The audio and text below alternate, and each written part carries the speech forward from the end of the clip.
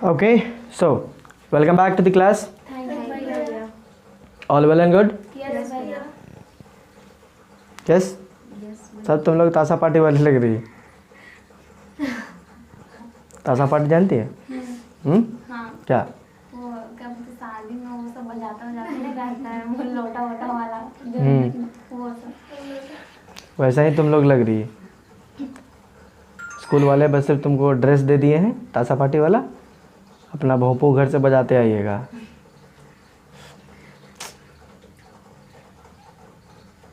You don't feel like that? नहीं, जूता भी वैसा दिया है ताकि आप नाचे तो चोट वोट ना लगे एक दूसरे को, किसी पे चढ़ जाए तो ज़्यादा ये परेशानी ना हो ना रहे है? हाँ।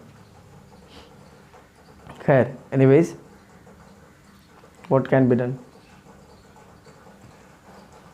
5-4 प्रोफाइल फ़ोटो आप लोग इसमें ज़रूर खिंचवाइएगा और उसको रखिएगा ज़रूर, अपने बाल बच्चों को दिखाइएगा। See me working as well as going to school.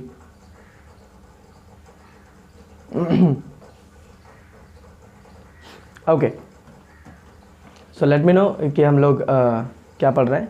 Chapter खत्म हो चुका, इस matter around us. Okay, so we have gone through chemistry. Chemistry हो गया है, फाइन। सो इसका मतलब ये है कि we have gone through the first chapter of physics also. Physics का पहला चैप्टर जो हम लोग कंप्लीट कर चुके हैं, that is motion. Clear? Great. Okay, fine. So will have to start with the next one. हम लोग जो है वो नया चैप्टर शुरू करेंगे, ठीक? सो एज पर माई लूर एंड लक्षण, I would like to speak some or the other lines about this chapter. पहले इस चैप्टर के बारे में थोड़ा सा जान लें कि आपको इस चैप्टर को कैसे अप्रोच करना है, ठीक है? जो भी इस चैप्टर का नाम है, फलाना ढिकाना ढिमकाना, जो भी, ठीक है? Just leave about the name, I will tell you. और मालूम है होगा नुकाए वाला का बात है कि नहीं? But then also leave it. Previous chapter में हमने पढ़ा है अबाउट मोशन। हमने आपको मोशन के बारे में पढ़ाया कि क्या है मोशन, किसको मोशन कहते हैं, राइट? इक्वेशंस ऑफ मोशन हमने देखा और उससे रिलेटेड ढेर सारे आपके पास नए नए टर्म्स आए रिलेटेड टू मोशन जो शायद आपने पहले नहीं पढ़ा। If you remember we went through scalar और वेक्टर क्वांटिटीज। क्या होता है वेक्टर क्वांटिटीज?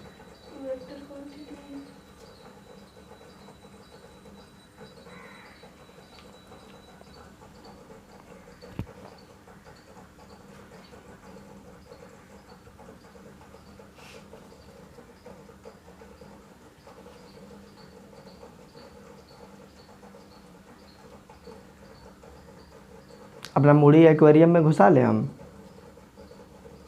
उल्टा करके। यस, जिसमें मैग्नीट्यूड और डिस्प्लेसमेंट डिस्टेंस दोनों बताया गया हो। मैग्नीट्यूड और डिस्टेंस जो भी दोनों बताया गया।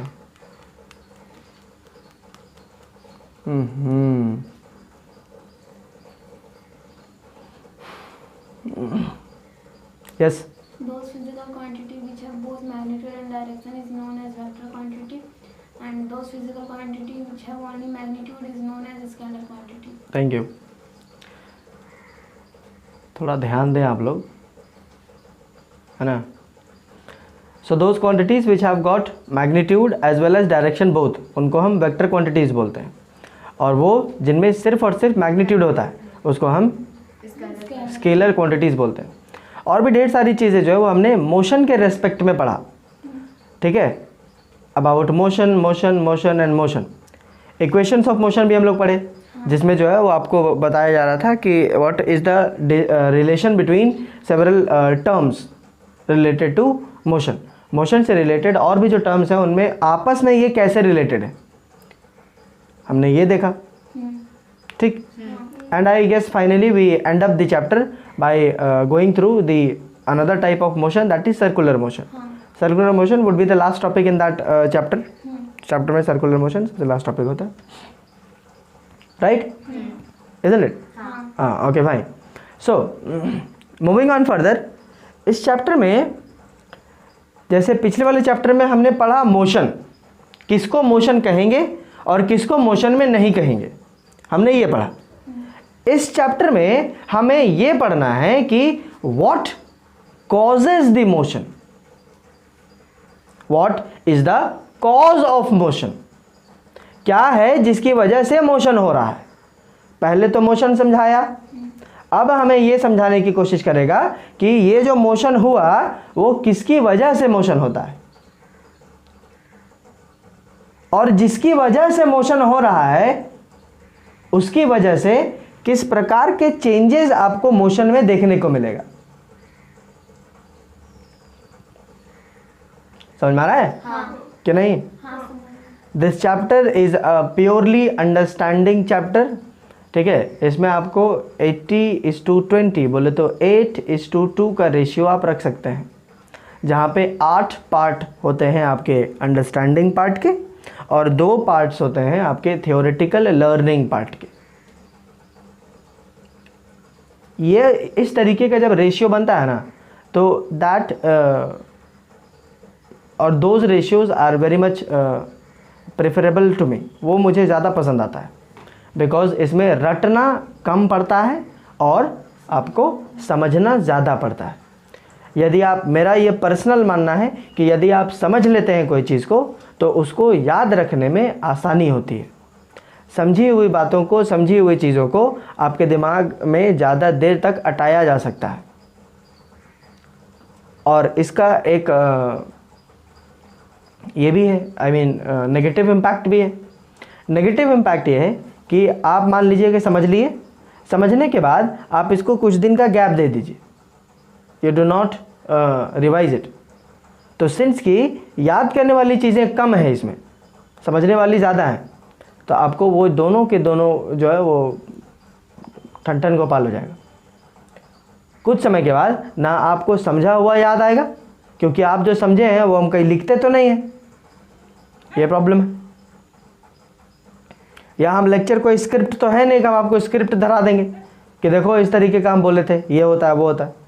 अगर वो भूल गए तो फिर गया, थ्योरी है कम, करेंगे क्या, उसका एप्लीकेशन है ज़्यादा. समझ में नहीं करोगे तो फिर गड़बड़ हो जाएगा. ठीक है, दैट्स वाई आई रिकमेंड कि फिर से as I tell you every time कि after the classes just give it 20 to 30 minutes, आधा घंटा जो है वो आप इसको दें. आधा घंटा कोई भी चैप्टर की शुरुआत में आपको आधा घंटा देने की आवश्यकता नहीं पड़ेगी, क्योंकि हम शुरुआत में जो बहुत ज़्यादा पढ़ाते ही नहीं. पहले आपके पास अच्छा खासा कंटेंट होगा, उसको पढ़ने में आपको आधा घंटा लगेगा. शुरुआत वाले में थोड़ी, शुरुआत वाला तो यूँ ही आपको 5-10 मिनट में हो जाएगा. समझे कि नहीं? ये तो दिमाग से पूरा का पूरा उतर जाएगा, बता दे रहे हम. तो समझ गए. जैसे केमिस्ट्री के 2 चैप्टर्स आप देखे होंगे, तो उसमें जो है आप देख लिए होंगे, आपके पास याद करने लायक अच्छा खासा कंटेंट हो गया होगा, कॉपी में अच्छा खासा कंटेंट हो गया होगा. बट इसमें जो है वो आपके अच्छा खासा कंटेंट नहीं होगा. कंटेंट अगर होगा तो यहाँ पर आएगा. समझ आया? तो इस चैप्टर को हमें टेकअप करना है by keeping it in the mind that कि I have to understand more the concepts, I have to understand them more and in a better manner. आप अगर वो समझ लेते हैं और आपको समझ में आता है, then it will be very easy for you to reproduce it in your paper. Paper में रिप्रोड्यूस करने में easy होगा, because ultimately you people are doing all these things just to reproduce it on the paper. लेकिन यदि आप यहाँ समझ लेते हैं और आपको यहाँ अच्छे से समझा भी दिया जाएगा, ठीक है, यदि आप अच्छे से कर लेते हैं इसको, ठीक है, तो ना केवल आप अपने एग्जामिनेशंस यहाँ पर, बल्कि it will be in your mind for ever, अगर आप इसको समझते हैं तो. और नहीं समझते हैं तो फिर इसका कोई उपाय नहीं है.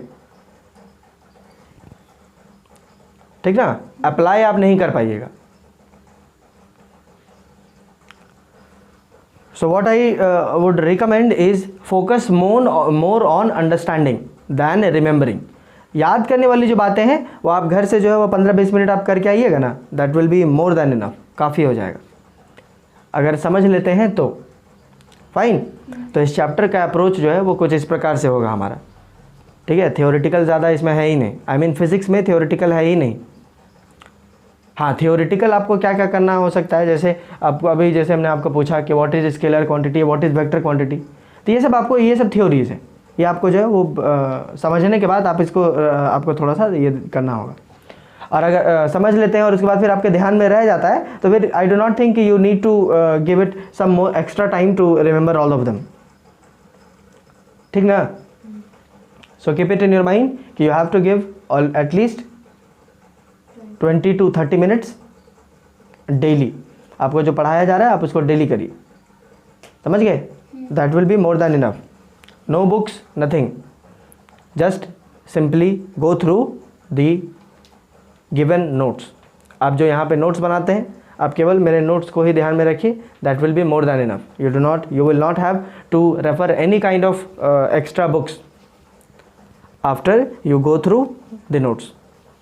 ठीक है. नोट्स आपको लगता है कि पूरा चार्ट लिए हैं, उसके बाद भी अगर टाइम बच रहा है तब फिर आप किताब पढ़ लीजिए, कोई दिक्कत नहीं है. और नहीं भी पढ़ते तो कोई दिक्कत नहीं है. समझ गए. Okay okay fine. So as I told you कि पिछले चैप्टर में हमने पढ़ा अबाउट मोशन. ठीक है, पिछले चैप्टर में हमने पढ़ा अबाउट मोशन. इस चैप्टर में हम पढ़ेंगे द कॉज ऑफ मोशन. क्या पढ़ेंगे. Cause of motion. ये हुआ तो क्यों हुआ. समझिए. समझ आ रहा है. ये अगर हुआ तो ये क्यों हुआ है. What causes motion. क्या है जो मोशन को क्रिएट करता है और इसकी वजह से कौन कौन सी चीज़ें हैं जिस पर ये डिपेंड कर जाता है, या ये जो है वो इसके कौन कौन सी चीज़ों को ऑल्टर कर सकता है. समझ में आ रहा है कि नहीं. बुझा रहा है. क्लियर हुआ. समझ में आ रहा है. Okay. Show cause of motion and these causes can lead what kind of changes in motion. What kind of changes in motion, or what kind of rules do they follow, just provided that कि the cause of motion is what. क्या है आपका cause of motion. तो हमारा और इसकी वजह से इसमें किस प्रकार के चेंजेस या किस प्रकार के कानून इस पर लागू होते हैं. बिकॉज अगर इसका मुख्य कारण ये है, अगर इसका मुख्य कारण ये है तो this thing can lead what kind of rules to be followed by this motion. अगर इसकी वजह से ये आया है तो ये इसको कौन कौन से नियम को फॉलो अप करने के लिए इसको मजबूर करेगा. समझ में आ रहा है कि नहीं. समझ में आ रहा है. Okay. So what I am trying to tell you is कि ultimately what kind of laws और rules it will have to follow. Laws of motion. समझ में आ रहा है कि नहीं. पिछले चैप्टर में हमने पढ़ा मोशन. इस चैप्टर में हम पढ़ेंगे कि इसका क्या कारण है और इसका जो भी कारण है उसकी वजह से ये कौन से नियम फॉलो करता है. समझ में आ रहा है कि नहीं. क्लियर हुआ. क्लियर है. ओके. तो बड़े ही रिसर्च के बाद पता चला था कि कॉज ऑफ मोशन क्या है. ठीक है. द कॉज ऑफ मोशन, किसकी वजह से जो है वो मोशन आता है. किसकी वजह से आता है.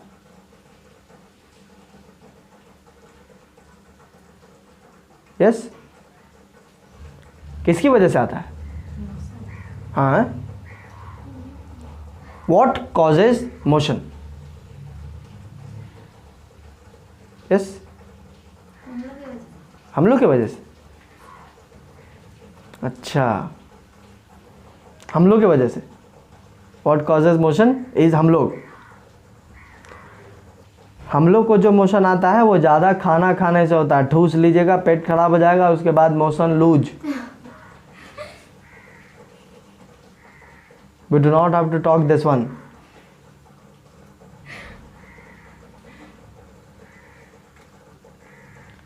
मोशन क्या है कि अगर मान लीजिए किसको हम कंसिडर करते हैं कि मोशन में जब वो अपना मतलब पोजीशन चेंज करता है रिस्पेक्ट टू टाइम, टाइम के रेस्पेक्ट में जब अपना पोजीशन चेंज करता है तो उसको हम कहते हैं मोशन में। हम यहाँ प्रेजेंट में हैं, हम प्रेजेंट है, लेकिन वो कुर्सी मूव नहीं कर रहा, डर नहीं है क्या उसको?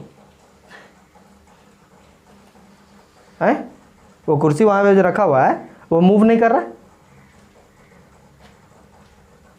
What I am telling you is कि if the ultimate cause is we people, हम है ना जी प्रेजेंट अभी, कैन मूव कर रहा। फोर्स चाहिए इसको। This is the key term, force. समझ रहा है? So the cause of motion is force. अब ये फोर्स जो है इसको कोई फर्क नहीं पड़ता है कि कौन लगा रहा है, आदमी, जानवर, कुकुर, कुछ भी। जानवर में कुकुर आ जाता है, ठीक ना? फाइन।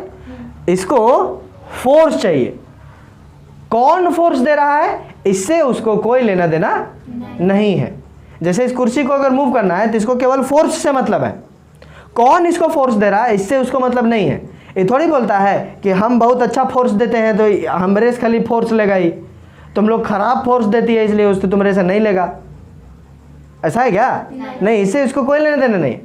कोई भी बस उसको force they they, it doesn't matter कि कौन दे रहा है, इट जस्ट नीड्स फोर्स। समझ में? सो मोशन के लिए सिर्फ एक चीज मैंडेटरी है और वो है फोर्स। मतलब फोर्स की वजह से ही मोशन होगा। What is the cause of motion? Force. Force के वजह से मोशन आता है या मोशन होता है। ठीक? हमने क्या कहा? कॉज ऑफ मोशन क्या है जिसके कारण मोशन होता है, तो वो है फोर्स। ठीक? और ये जो है इसकी वजह से इसमें किस तरीके के नियम को फॉलो करता है। माने ये क्या है भाई? फोर्स, फोर्स है ये। ठीक है, तो फोर्स की वजह से मोशन जो है वो कौन से नियम को फॉलो अप करेगा? समझ में आ रहा है? या फोर्स जो है वो कौन से नियमों को इसको फॉलो अप करने के लिए मजबूर करेगा? उन्हीं को हम कहते हैं laws of motion. So all together the name of the chapter is force and laws of motion, chapter number 2 of physics. Right?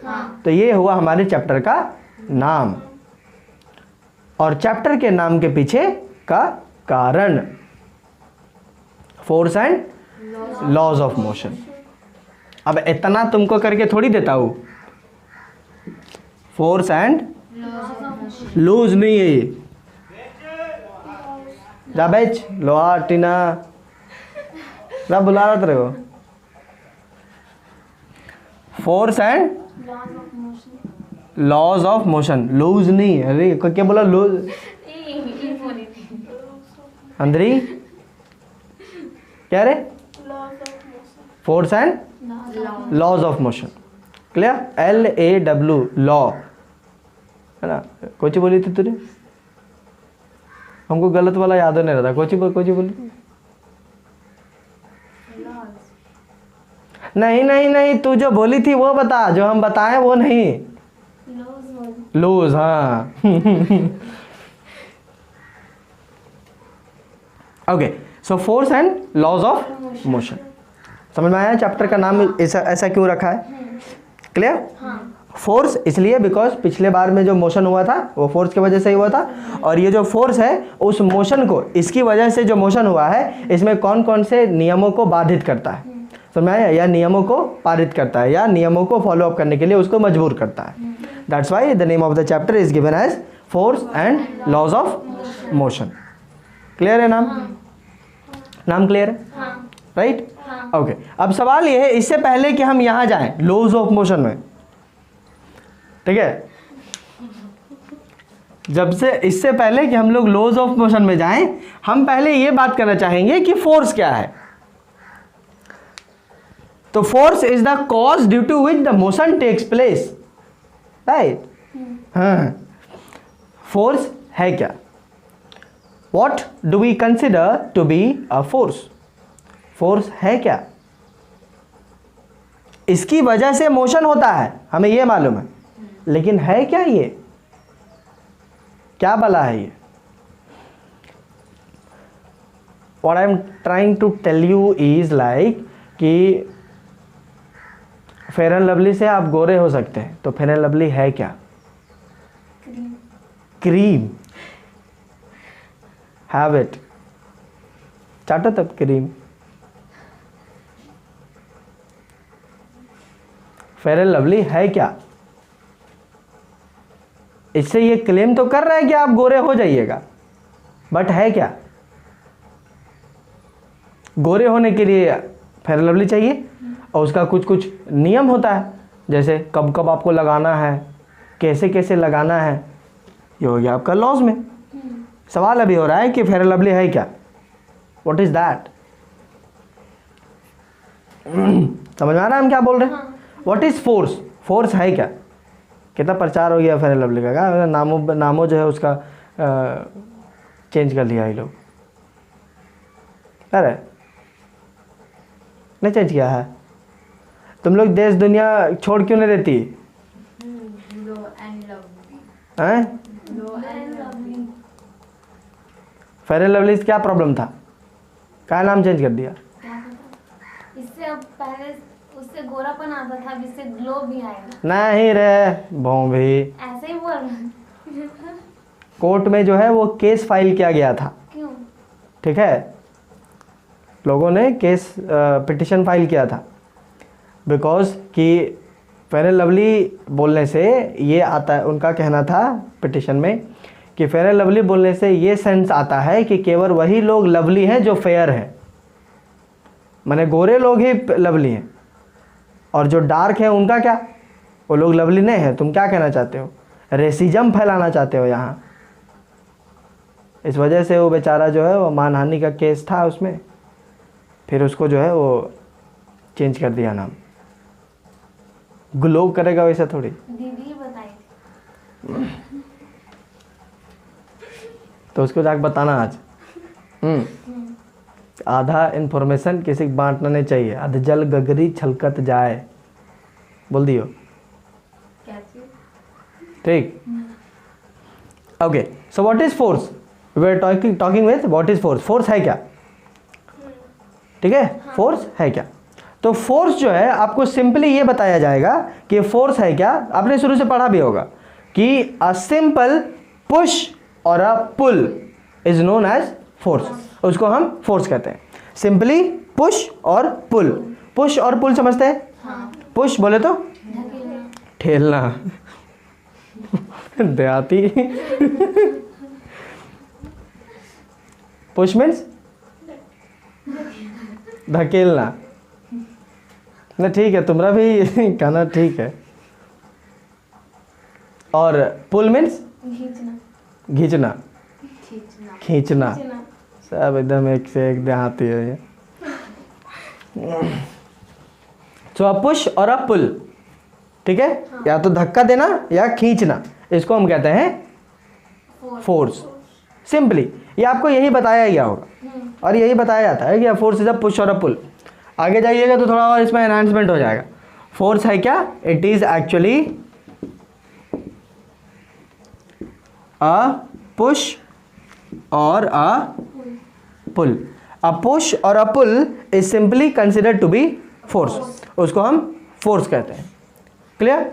But I would say कि इसके साथ एक और चीज़ होनी चाहिए, ठीक है, दैट इज कि अ पुश और a pull that tends to change something, उसको हम कहते हैं फोर्स। ठीक है, उसको फोर्स कहेंगे। समझ में आया? जैसे I can tell you like what kind of changes a force can carry, और what kind of changes a force can create. क्या क्या कर सकता है फोर्स? ठीक है, what can force do? Force कर क्या सकता है? माने आपका एक पुश और एक पुल क्या कर सकता है? ठीक है, ओके। सो सबसे पहली बात जो वो कर सकता है, ठीक है, दैट कि a force can set a stationary object to be in motion. सबसे पहला काम वो ये कर सकता है, अगर आप फोर्स लगाइएगा तो वो जो रुका हुआ है वो चलने लगेगा। जैसे कुर्सी रखा हुआ है, फोर्स लगाइए, आई मीन पुश और पुल करिए, या तो अपनी तरफ खींचो या अपने से दूर धकेलो, तो ये मूव करने लगेगा, होगा कि नहीं? हाँ, सो एक स्टेशनरी ऑब्जेक्ट को मोशन में ला सकता है, राइट। अच्छा, इसका उल्टा भी तो कर सकता है वो, अगर कोई मोशन में है तो वो उसको रोक सकता है। जैसे कोई बॉल मेरे तरफ आ रहा है, हम गोड़ ऐसे कर लिए उसके पर, ठीक ना, तो वो आ रहा था, हमने अपना फोर्स लगाया और वो रुक जाएगा। होता है कि नहीं, होगा कि नहीं? फुटबॉल वगैरह आप देखे हो, हाँ नहीं होता है? होता है कुछ गुड़कित रहेगा, तुम गोड़ ऐसे लगा लियो, तो रुक जाए। रुक जी, तो है कि नहीं? हाँ। सो नंबर 2 कि a force can set an object From motion to state. an object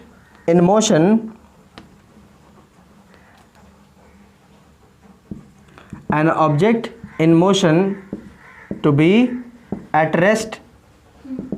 वो रेस्ट पे ला सकता है उसको, अगर मोशन में है तो उसको रेस्ट में लेते आएगा, और रेस्ट में है तो उसको मोशन में कर देगा, राइट। ये वो कर सकता है कि नहीं कर सकता? अपुश और अपुल है, आ रहा है उसको अपने तरफ दूर धकेलो ऐसे करके आराम से, वो रुकना ही रुकना है उसको, वो रुकेगा ही, ठीक ना। So number 3, a force can change the direction of motion of a body. एक बॉडी का डायरेक्शन ऑफ मोशन वो बदल सकता है कि नहीं?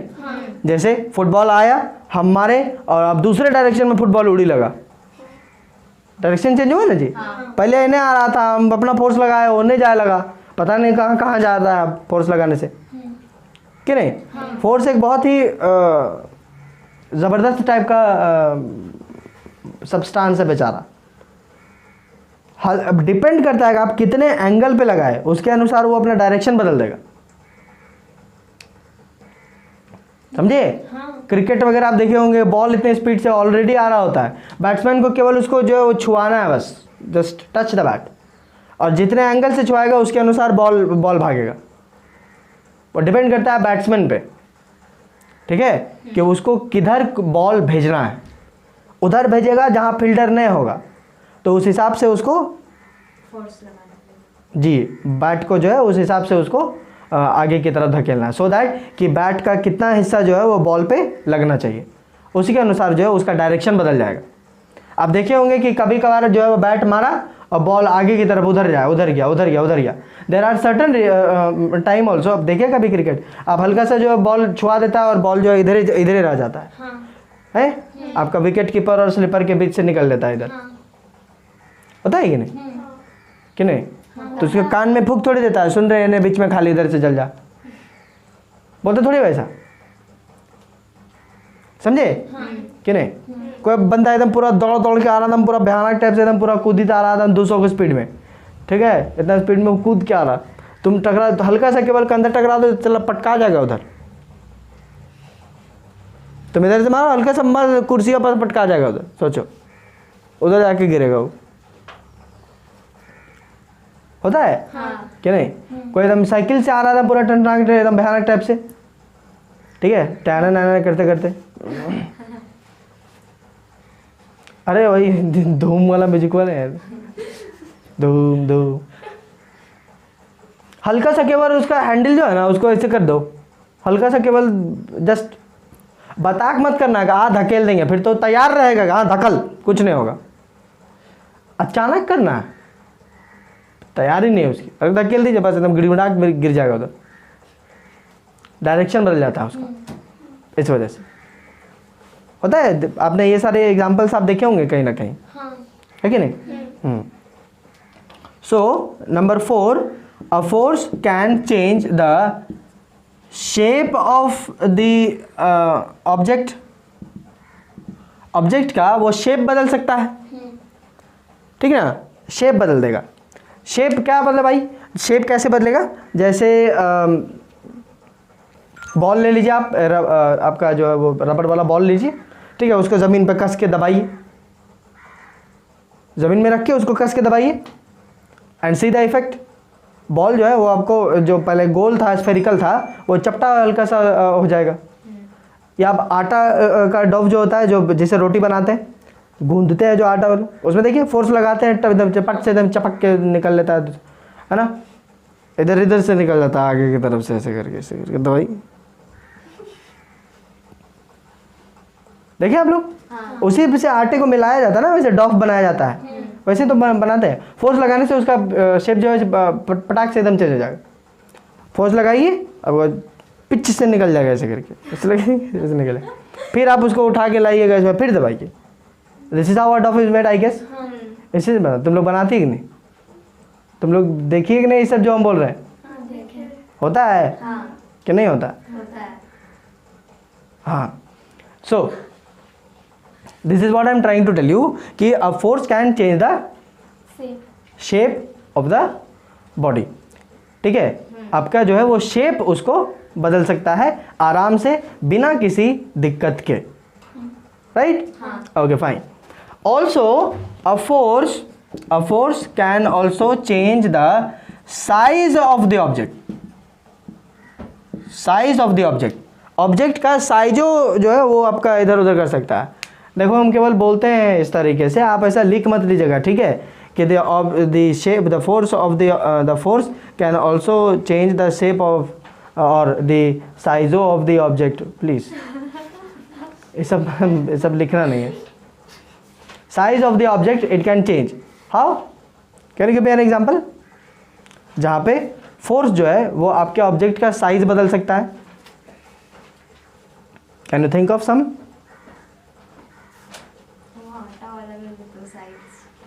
साइज, आई कैन से, हाँ I can say size.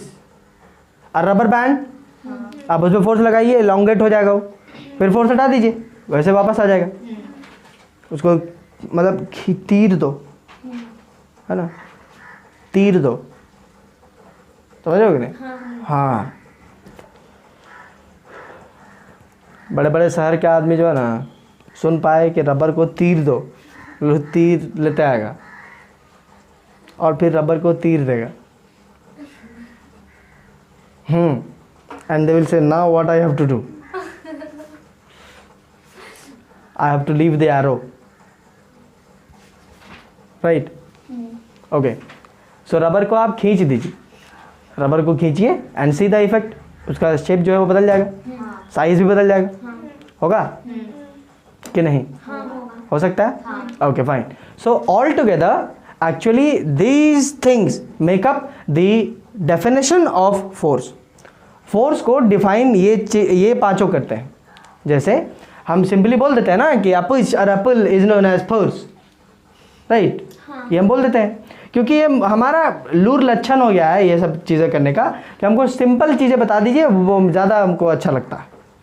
Else आप इसका पूरा डेफिनेशन देखेंगे तो हम इसको कैसे डिफाइन करेंगे कि फोर्स क्या होता है? It is actually a quantity और it is actually defined as something which changes or tends to change the motion of an object. If the object is in motion, then it will make it then it will bring it to rest, and if the object is at rest, it will bring it in motion, or changes or tends to change the direction of the body, or changes or tends to change the shape of the body, or changes or tends to change the size of the body. This is known as force. इतना लंबा याद क्या करेगा? इसलिए simply बोला जाता है कि is known as force. है कि नहीं? या तो ठेलिए या खींच लीजिए, तीर लीजिए, क्या रे? हाँ, या तो धकेल दीजिए या फिर खींच लीजिए, उसको कहेंगे फोर्स। समझ में आ रहा है कि नहीं? कोई दिक्कत बुझा रहा है? इसको हम कहेंगे फोर्स। बट इतना लंबा जो है वो डेफिनेशन याद करना, लिखना, आई गेस कि ये सब याद करने में प्रॉब्लम नहीं है। प्रॉब्लम इसको याद करने में नहीं है। प्रॉब्लम यहाँ पर अगर आपको ये 5 पॉइंट्स याद रहते हैं फिर आप उसको लिख सकते हैं, कोई इशू नहीं है। बट प्रॉब्लम तब होगा जब आपको याद नहीं रहता है तो। ठीक है? क्लियर है? कोई दिक्कत? ओके, इसको मिटा दे, ये वाला मिटाए, ऊपर वाला मिटाए, फोर्स लिखेंगे एक बार। ओके,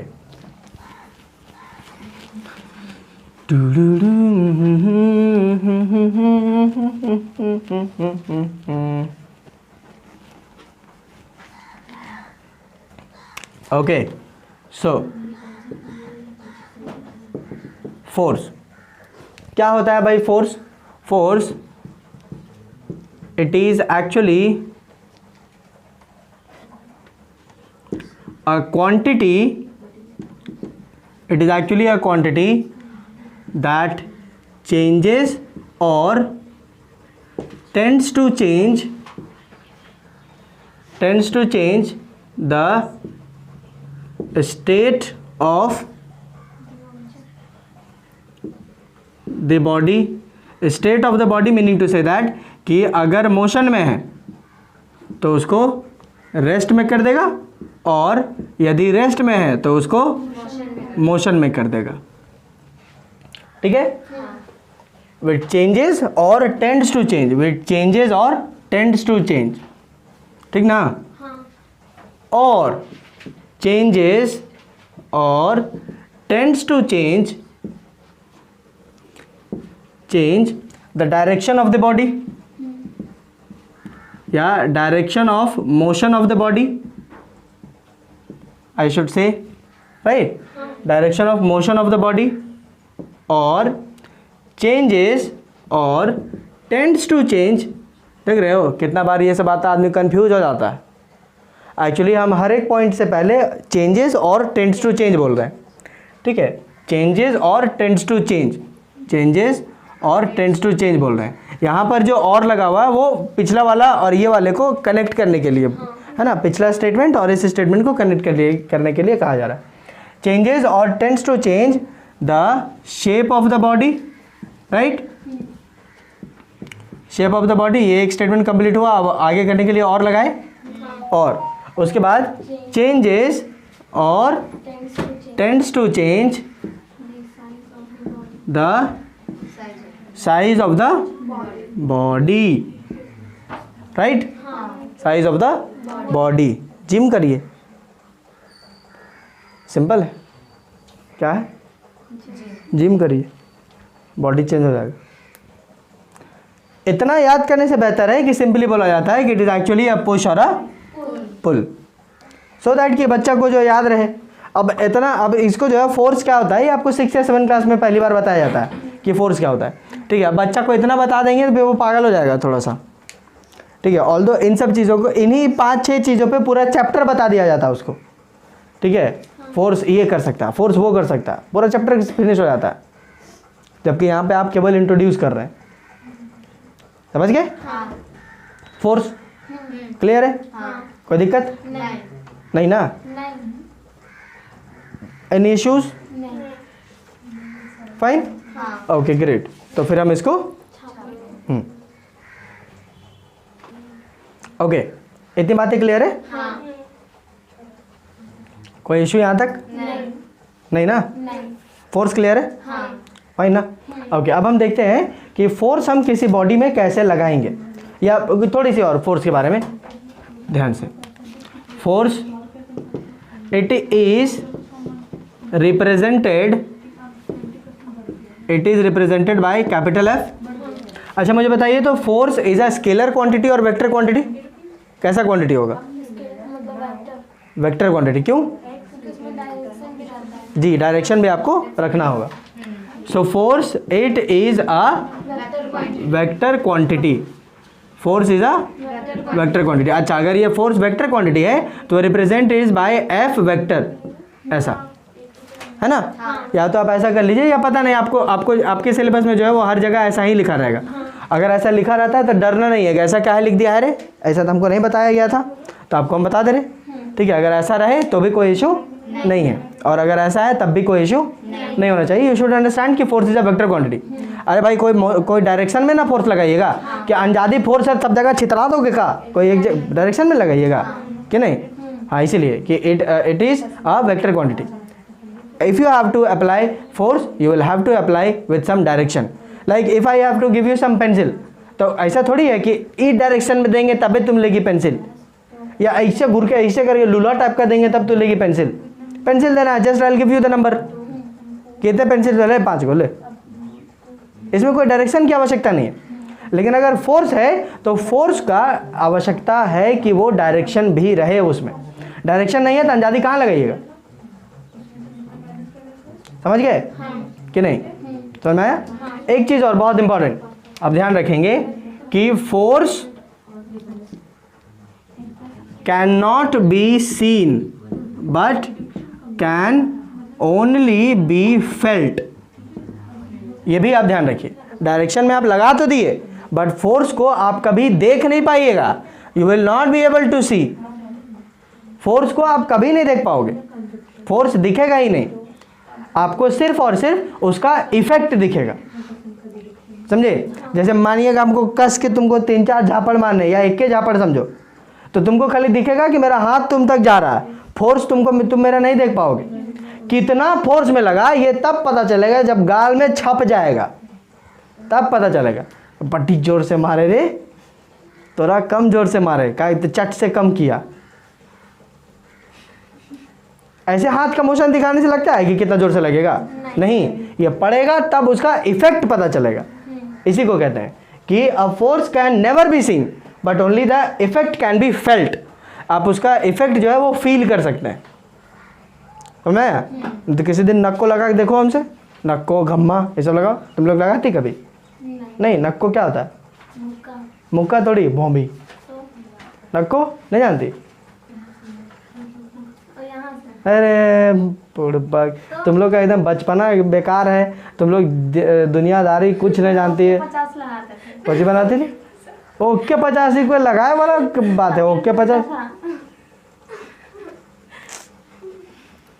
ओके 50 लगाना है, नक को लगाओ, गम्मा लगाओ, मारा पीटी करने वाला लगाना चाहिए सब, okay 50। Okay, so force can never be seen, आप उसको देख नहीं पाएंगे, but it can be felt. जैसे हम उसमें फोर्स लगा रहे हैं, अब वो दिखेगा नहीं। जैसे मान लो कि ये दीवार है, ठीक है, इस दीवार में हम दिन भर 2 घंटा फोर्स लगा रहे हैं, इतना लगा रहे हैं कि हम थक जा रहे हैं। 2 घंटा धक लो तो दीवार को, देखो थक जाएगी। फोर्स तो तुम टंटना की लगा रही, फोर्स आप टंटना की उसमें लगा रहे हैं कि नहीं लगा रहे? लगाए ना जी, लगाए। लेकिन आपको दिखा कि आप फोर्स लगाए, या कोई किसी को भी दिखेगा कि आप फोर्स लगाए? फोर्स लगा है ये कब पता चलता है? जब दीवार घसक जाता है उधर, तो आइए और घसका दीजिए।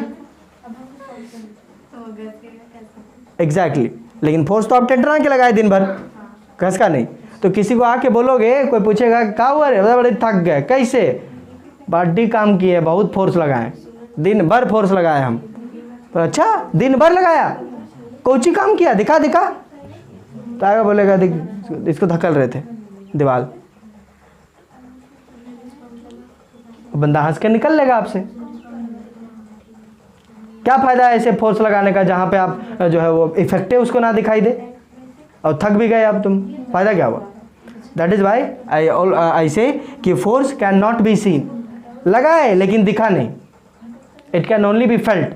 आप इसको केवल फील कर सकते हैं। और ये जो आप लगाए, ये जो कांड किए तुम, इसमें आप फोर्स लगाए, केवल आप फील कर पा रहे, दूसरा कोई को फील नहीं होगा कि तुम इसको धकेले, खाली हंस देगा है पागल, इस सब के क्या करने की जरूरत था?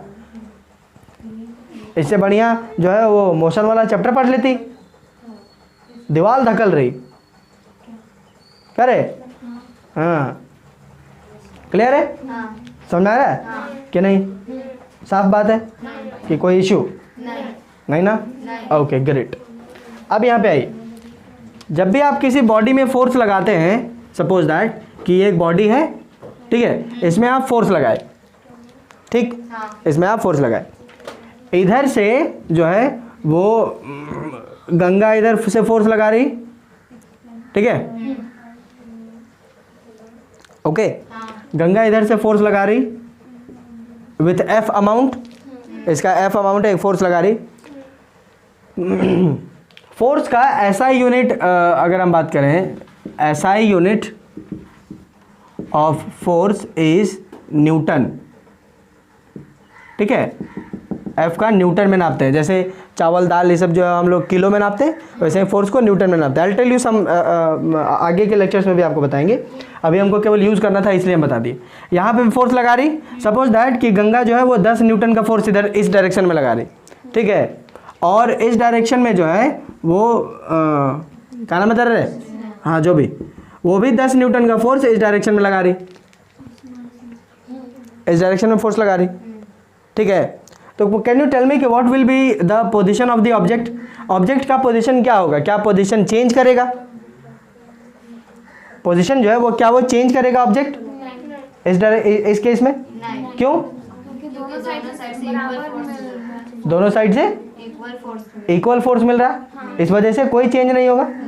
ओके, अब ध्यान देंगे कि both the forces are equal in magnitude but opposite in direction, see, but opposite in direction. यही चीज आप अगर आप इसमें ऑपोजिट इन डायरेक्शन नहीं कहिएगा तो यही चीज को आपको कंफ्यूज कर देगा, it will give you like this, ठीक है, यहाँ से आपका 10 न्यूटन का फोर्स गंगा और यहीं से 10 न्यूटन का फोर्स जो है वो आपका स्नेहा लगाई, ले नाउ अब मूव कर जाएगा जी, because the equal in magnitude ये है अभी भी, but direction of application is same, अब अपोजिट नहीं है, that's why it will be in motion, ये मोशन में हो जाएगा but not this one. Clear हो रहा है हम क्या बोल रहे हैं, अगर सेम डायरेक्शन से आप डाले हुए हो तो मोशन हो जाएगा इसमें ऑफ द ऑब्जेक्ट, लेकिन इस केस में मोशन नहीं होगा, क्यों, क्योंकि इक्वल फोर्स है बट ऑपोजिट डायरेक्शन में। ऐसे फोर्सेस को हम कहते हैं बैलेंस्ड फोर्स, क्या कहेंगे, बैलेंस्ड फोर्स। तुम केवल इक्वल देख लोगे ना, केवल इक्वल देख करके एकदम पूरा सब जगह एकदम हल्ला करते चलोगे कि हमको समझ में आ गया, समझ में आ गया, फंस जाओगे फिर यहाँ पे, बिकॉज इक्वल भी है बट ऑपोजिट इन डायरेक्शन है, due to which there is no motion of the object. But आप केवल इक्वल देख लोगे, अच्छा बैलेंस्ड माने इक्वल, बैलेंस्ड माने इक्वल, बहुत सारे बच्चे इसको मान के चलते हैं ऐसा, बैलेंस फोर्स माने इक्वल फोर्स लगेगा, कोई दिक्कत नहीं, इक्वल फोर्स लगेगा, हाँ ठीक है, ले लगा दिए इक्वल फोर्स, बट बाकी के जो तो कंडीशन है वो फुलफिल नहीं हुए, जिसके कारण ये बैलेंस्ड फोर्स नहीं कहलाएगा, this is not balanced force. इस केस में ये बैलेंस्ड फोर्स नहीं है, बैलेंस्ड फोर्स ये है जहां पे मैग्नीट्यूड इक्वल है but the direction of application of the force is in the opposite direction, इसको हम कहेंगे बैलेंस्ड फोर्स। क्लियर, समझ में आया, समझ में आया, समझ में आया, बैक समझ में आया, दैट आया, बता फिर क्या, जो इक्वल फोर्स लगेगा ऑपोजिट डायरेक्शन में वो बैलेंस्ड फोर्स है। जी, जिसकी वजह से कोई change in motion of the object is not seen, ठीक है, the motion of the object is not over there, कोई है ही नहीं मोशन, समझ में आया, ऐसे को हम कहेंगे बैलेंस्ड फोर्स। यहाँ पे लिख दे बैलेंस्ड फोर्स, ठीक है, तो हम लिखेंगे it is a type of force, it is a type of force which is equal in magnitude, yeah it is a type of force, या हम ऐसा बोल सकते हैं कि the forces which are equal in magnitude, ऐसा, ठीक है, the forces which is in equal in magnitude but opposite in direction, due to which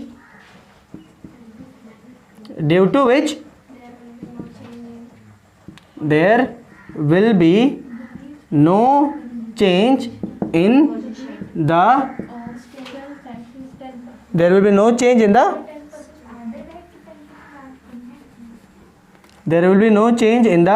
state of motion of the object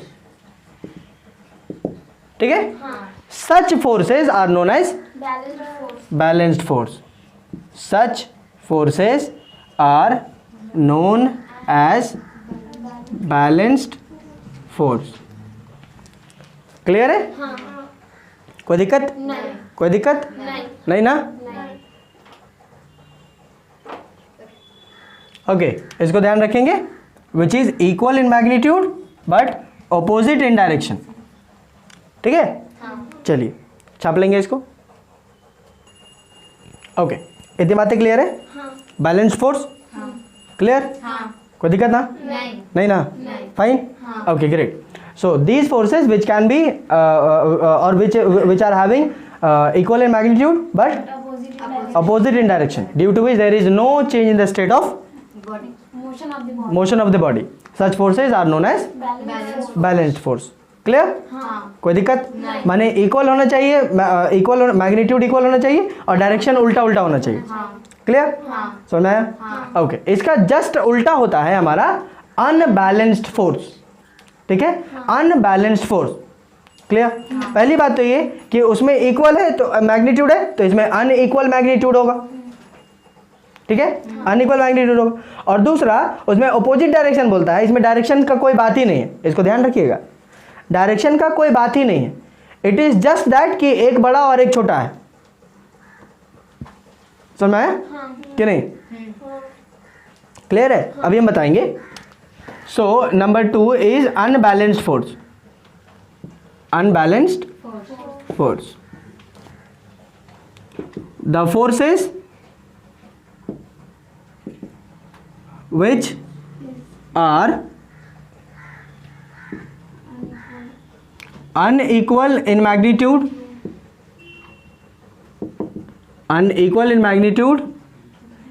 and are applied in any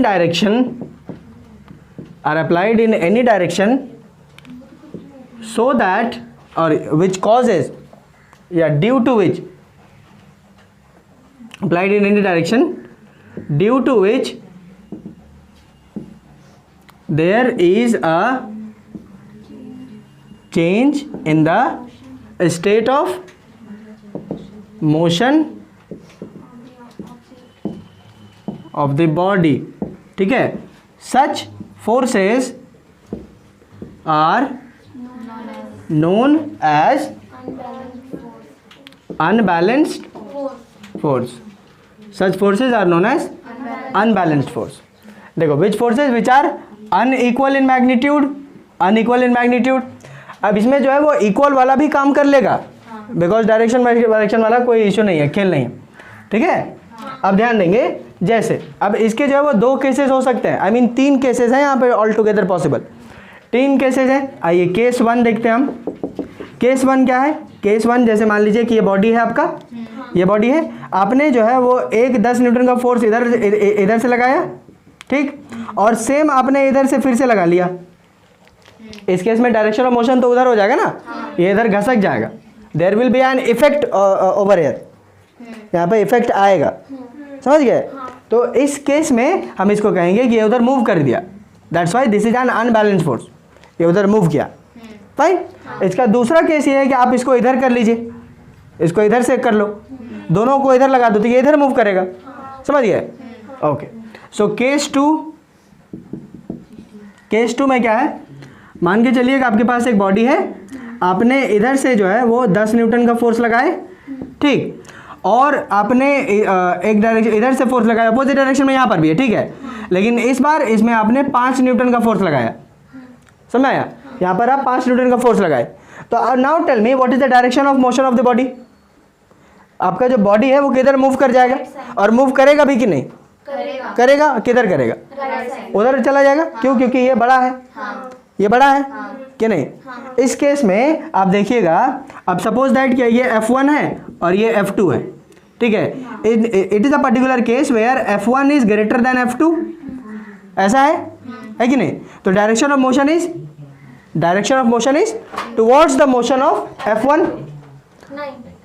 हाँ, तो किधर? It is towards the motion of F1. F1 का जो direction of motion है apply का, उधर ही ना move करेगा. F1 जो है वो इस डायरेक्शन में अप्लाई हो रहा है, तो ये मूव भी तो इधर ही कर रहा है. This is what I am saying कि the direction of motion of the object is along the direction of the applied force of F1. F1 जिधर से अप्लाई हुआ है उधर ही डायरेक्शन ऑफ मोशन हो जा रहा है. यही चीज हम कह रहे हैं, समझ? ओके. अब आप यहाँ पे आइएगा केस 3.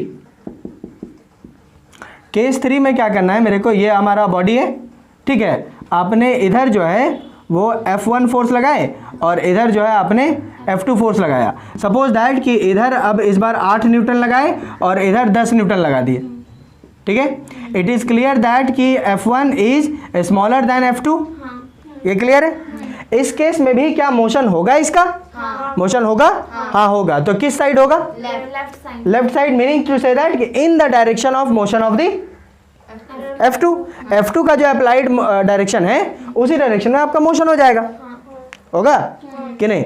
इस केस में आप देखेंगे तो हम यहाँ पे अगर पूछें कि F नेट बोले तो नेट टोटल फोर्स कितना काम कर रहा है इसमें, बताइए तो. इस केस में टोटल फोर्स कितना काम कर रहा है? 5 न्यूटन. टोटल फोर्स जो इस बॉडी में काम कर रहा है 15 Newton. 10 Newton plus 5 Newton is 15 Newton, है कि नहीं? हाँ, बूम पड़का. हाँ, इसका जो 5 न्यूटन है this will get cancelled out by this 5 Newton. केवल बचेगा 5 न्यूटन इसके पास एक्स्ट्रा है, जिसको कैंसिल करने के लिए इसके पास कोई उपाय नहीं. That's why 5 Newton is the net force which is acting. So F net is F1 minus F2. ये आता है मेरा F नेट. समझ में आया? इस केस में आप देखिएगा तो F net is equals to 10 minus 5 which is 5 newton. हो रहा है यहाँ पर, राइट? जबकि यहाँ पर आप देखिएगा तो F नेट कितना है इसका? 2 न्यूटन. F2 minus F1. अच्छा, जो बड़ा रहेगा उसको हमेशा आगे रखेंगे. तो भाई रख सकते हैं, कोई इशू नहीं है. या फिर आप ऐसे भी कर ले, कोई दिक्कत नहीं, मेरे को कोई परेशानी नहीं है रे, कोई परेशानी. ले F1 माइनस F2 कर लेते हैं, ठीक है. अब आप यहाँ पे आइए, फिर बाद में कंफ्यूज मत हो जाना, हम बता दे रहे हैं. F1 इज 8 माइनस 10, ठीक है. सो आपका F नेट आया minus 2 Newton.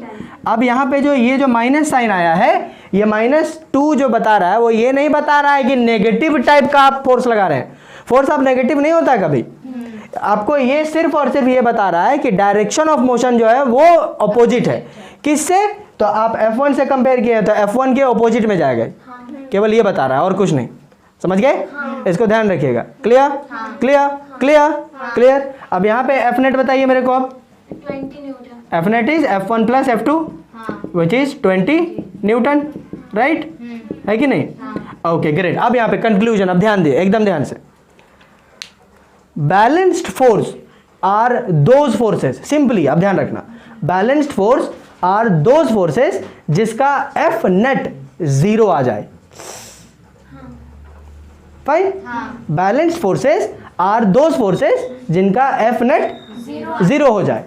And unbalanced forces are those forces या कॉम्बिनेशन ऑफ दोज फोर्सेस जिनका F नेट 0 नहीं आए. Simply simple. फाइन. सब डायरेक्शन मैग्नीट्यूड का झमेला खत्म हो गया. क्लियर कि नहीं? अब F नेट 0 कब आएगा? जब दोनों फोर्स लगे, इक्वल भी हो बट अपोजिट हो, तभी तो होगा, अदरवाइज कैसे होगा? अब क्लियर है, राइट? F नेट 0 कब नहीं होगा? जब अनइक्वल हो.